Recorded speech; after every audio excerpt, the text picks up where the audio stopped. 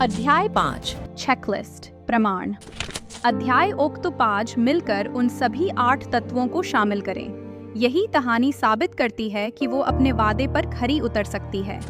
Romance अब सुरक्षित नहीं रहा।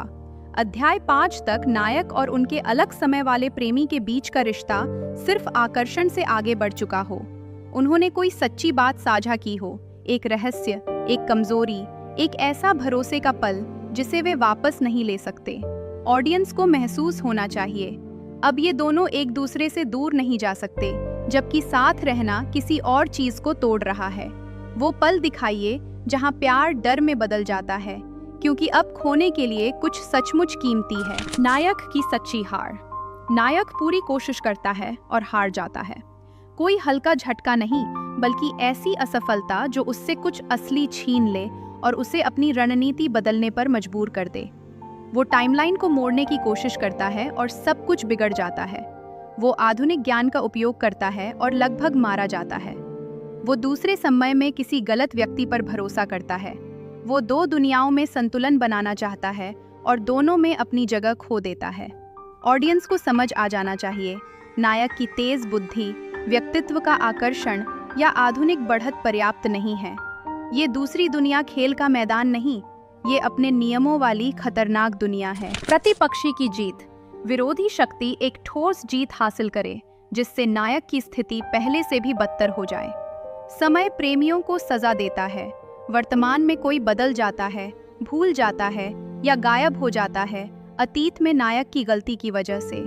या मानव प्रतिद्वंदी, समय रेखा का रक्षक, प्रतिद्वंदी प्रेमी और अतीत युग का संदेहास्पद अधिकार प्रतिनिधि कोई ठोस कदम उठाता है, उन्हें अलग कर देता है, फंसा देता है या कोई भयानक सच उजागर करता है। विरोधी सिर्फ धमकी न दे, वह जीते।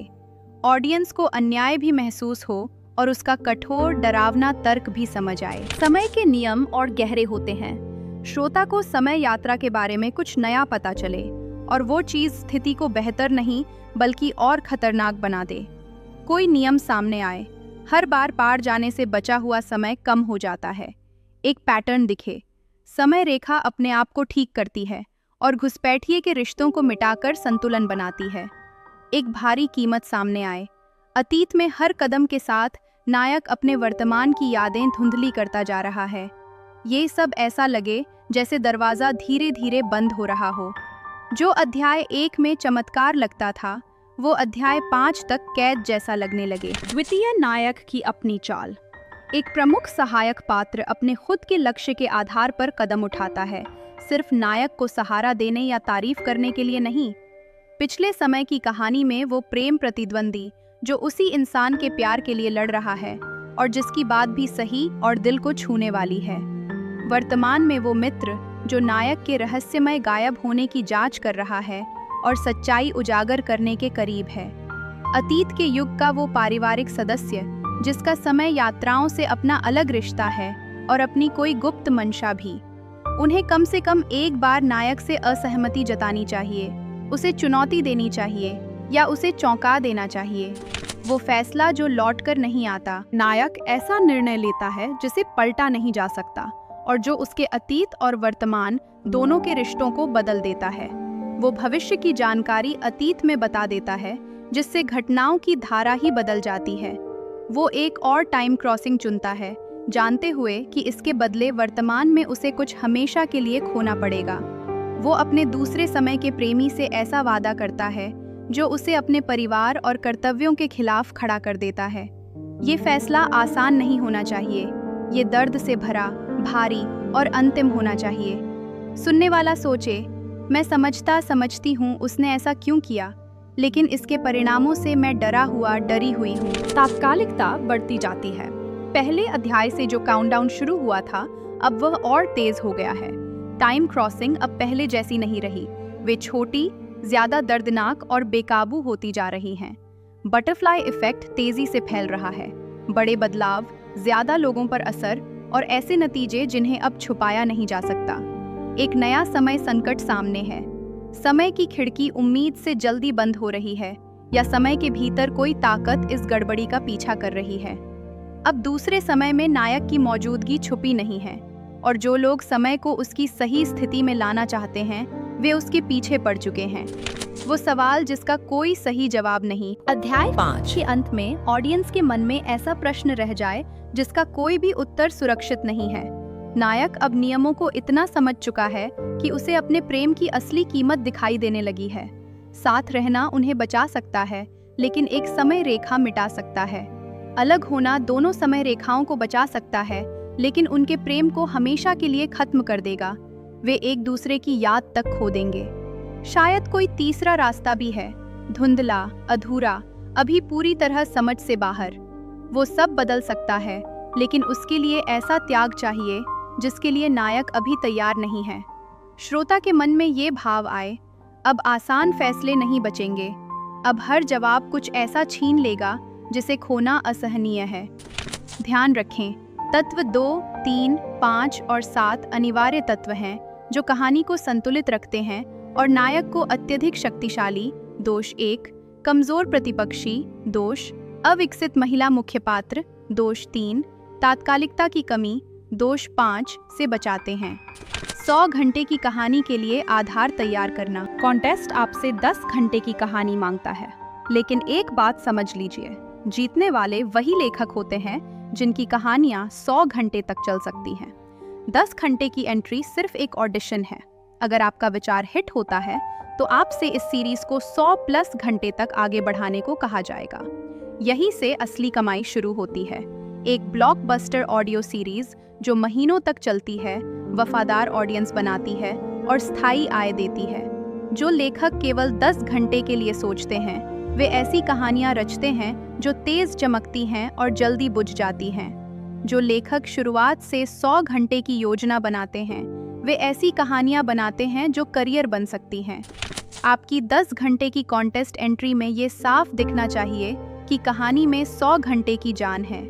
इस चेकलिस्ट का उपयोग करें ताकि आप एक मजबूत नींव बना रहे हों, न कि सिर्फ एक छोटी फिल्म। आपका खलनायक 100 घंटों के लिए काफी गहरा हो। समय को एक खलनायक के रूप में 10 घंटों में हराया नहीं जा सकता, वो तो हकीकत की बुनावट है। लेकिन इंसानी खलनायकों में भी ऐसी गहराई होनी चाहिए जो 50 से ज्यादा घंटों तक टिके। काल रेखा का वो रखवाला जो बुरा लगता है, शायद उसने भी कभी इसी तरह अपना कोई प्यार खोया हो। अतीत का प्रतिद्वंद्वी प्रेमी शायद किसी पूर्व काल यात्री के भंग वचन के बोझ तले दबा हो। सच छुपाने वाला परिवार का सदस्य शायद वो नायक को एक ऐसे अंजाम से बचाना चाहता हो जो उसने खुद देखा हो। अपनी 10 घंटे की एंट्री में इस गहराई की बस एक झलक दें। उन छुपी कहानियों, छुपे इरादों और पुराने रिश्तों के संकेत दें जिन्हें समझने में दर्जनों घंटे लगेंगे। आपके नायक के पास बदलने की पूरी गुंजाइश हो। पहले घंटे में आपका नायक एक आम आधुनिक इंसान है जो एक नामुमकिन मोहब्बत में उलझा हुआ है। 100वें घंटे तक वो ऐसा इंसान बन जाना चाहिए जिसने 2 दुनियाओं में जिंदगी जी हो, काल यात्रा के पेचों को समझा हो, मुश्किल फैसलों का सामना किया हो और वक्त की दीवारें पार करके मोहब्बत करने के तजुर्बे से बदल गया हो। 10 घंटों में बस शुरुआत दिखाइए, हैरानी, पहला दर्द, पहली समझ।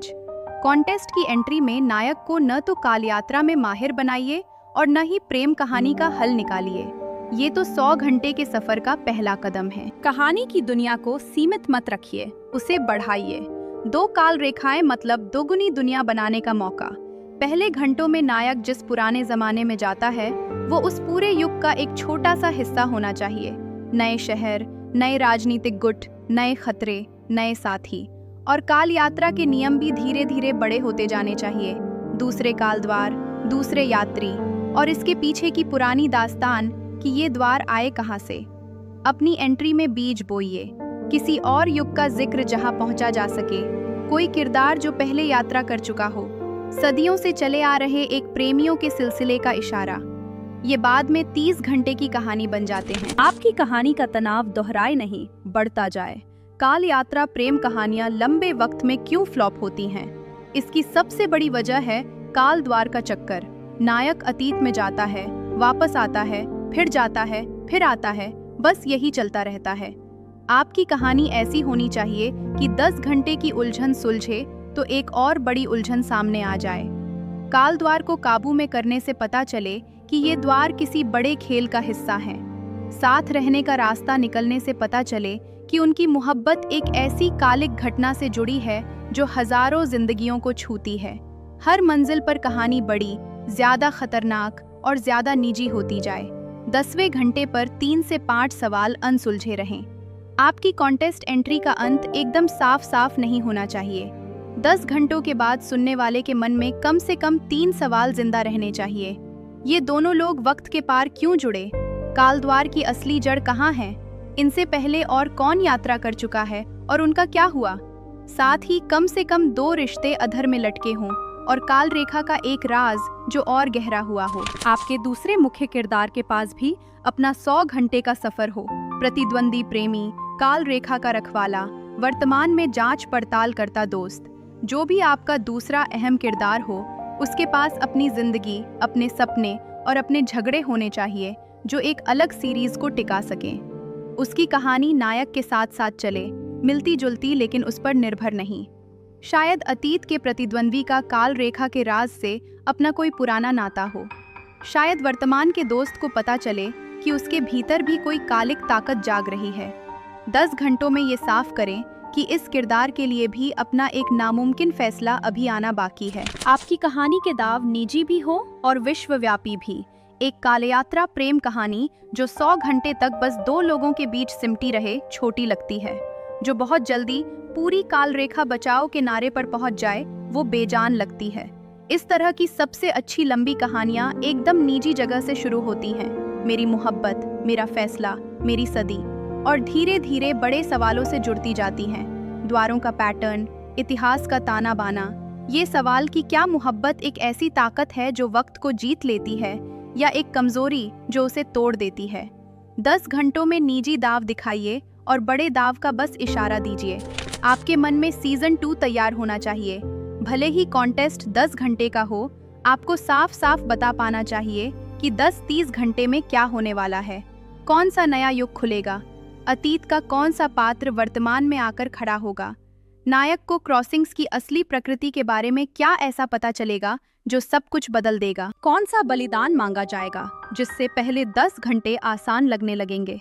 अगर आप इन सवालों का जवाब नहीं दे पा रहे तो आपकी कहानी एक अकेली प्रेम कथा है, एक लंबी चलने वाली सीरीज नहीं। शोरनर की तरह सोचें, आपकी कॉन्टेस्ट एंट्री एक पायलट सीजन है।